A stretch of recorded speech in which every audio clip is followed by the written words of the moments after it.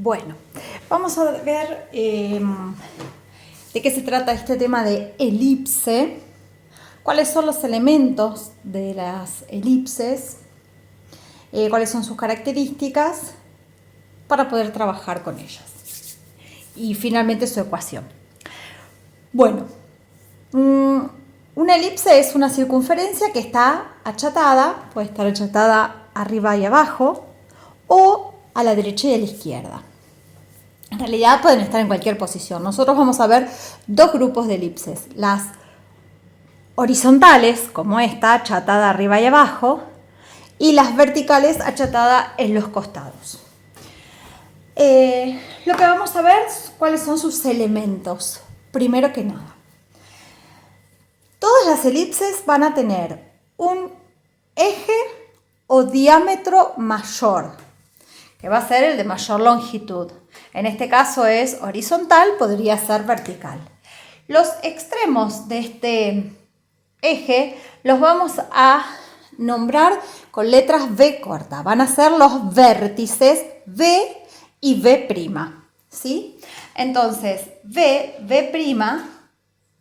se llama eje o diámetro mayor.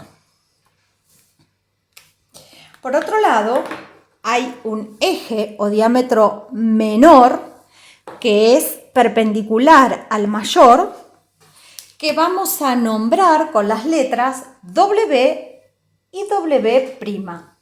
No importa dónde pongamos las primas, ¿sí? W' se llama eje o diámetro menor. Estos ejes son perpendiculares, es decir, se cortan en ángulo recto y se cortan justo en el punto medio de ambos. Ese punto medio le vamos a llamar punto O. O es el centro de la elipse. Las elipses, como las circunferencias, se dibujan en un sistema cartesiano. Por lo tanto, este centro de elipse va a tener sus coordenadas. El centro de la elipse va a tener coordenadas X e Y. Siempre primero X, luego Y. ¿Sí? Quiere decir entonces que estos dos ejes, el mayor y el menor, que se cortan justo en el punto medio en forma perpendicular, se dividen en dos semiejes mayores y dos semiejes menores. Entonces, OV mide lo mismo que OV' y eso se denomina semieje mayor. Y la longitud de él le vamos a llamar A. Esta distancia la marco solamente en un lugar, se llama A. Lo mismo de este lado. La distancia que hay entre OW, que es igual a OW', la vamos a llamar B. Es esta distancia, la pude haber marcado abajo, son iguales. Si la distancia del semieje mayor vale A, el eje mayor mide 2 veces A. Si la distancia del semieje menor es B, la distancia del eje menor es 2B. Ahora vamos a ver dónde aparecen A y B. Hay otro punto fundamental en esta elipse, dos puntos que se llaman focos. Los focos son dos puntos que se ubican siempre en el eje principal o en el eje mayor o en el diámetro mayor. Yo los voy a ubicar en cualquier lugar, después vamos a ver exactamente dónde se ubican según las longitudes de A y de B. Esos dos puntos, F y F', marcan lo que se conoce como distancia focal. F' es la distancia focal. Esos dos puntos son equidistantes respecto del punto O. Entonces, OF es igual a OF', esa distancia la vamos a llamar C, y es la semidistancia focal. Recordemos entonces que los focos siempre se ubican en el eje mayor, de forma equidistante respecto del punto O. Las distancias A, B y C, o sea, semieje mayor, semieje menor y semidistancia focal, tienen una relación entre sí.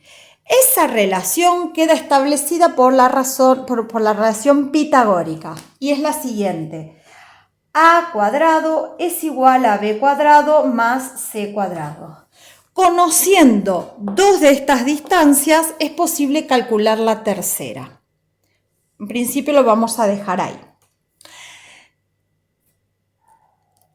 Siempre va a ocurrir que el valor C es menor que A. Siempre. C va a ser menor que A.